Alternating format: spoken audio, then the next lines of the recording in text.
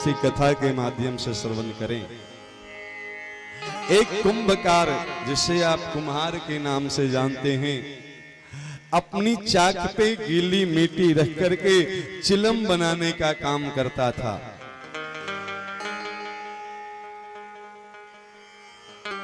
धीरे धीरे मौसम बदले, शरद ऋतु का अंत हुआ और ग्रीष्म ऋतु प्रारंभ हुई। धीरे धीरे मौसम में उष्णता बढ़ने लगी, गर्मी बढ़ने लगी। उस कुंभकार की पत्नी ने सलाह दिया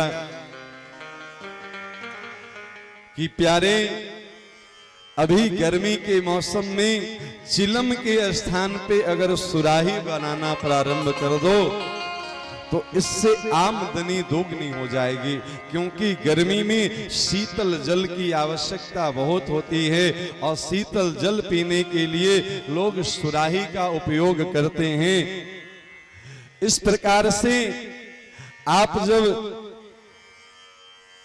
सुराही बनाना प्रारंभ कर देंगे तो सुराही के माध्यम से आपकी इनकम निश्चित दुगनी हो जाएगी। अपनी पत्नी की प्रेरणा पाकर के उस कुंभकार ने चिलम बनाते बनाते उस गीली मिट्टी को उठाया और उसे सुराही का आकार देना प्रारंभ किया। उस गीली मिट्टी ने कुंभकार से पूछा कि तुम तो मुझे चिलम बनाने के लिए लाए थे, तुम तो चिलम बनाने का काम करते थे, अचानक से तुम सुराही कैसे बनाने लगे? उस कुंभकार ने उस गीली मिट्टी से कहा कि अभी अभी मेरा विचार बदल गया है, अब हम चिलम बनाने का काम बंद करके अब हम सुराही बनाने का काम प्रारंभ कर दिए हैं।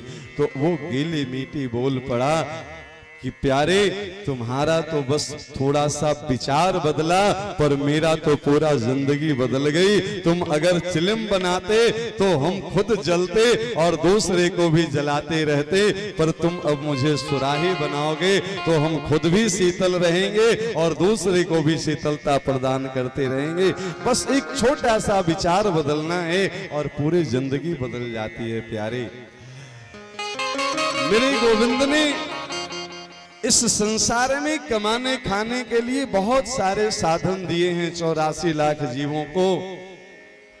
अगर कहीं और लगाए होते तो हम भी कहीं 84 लाख योनियों में भटक रहे होते और आगे भी भटकने का ही तैयारी चल रही होती।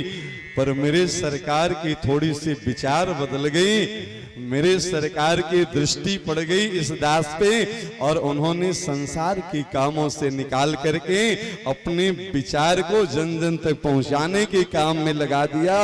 प्यारे, हमारे गुरु और गोविंद सरकार की तो विचार बदली है, पर इस दास की तो पूरी जिंदगी बदल गई है। प्यारे,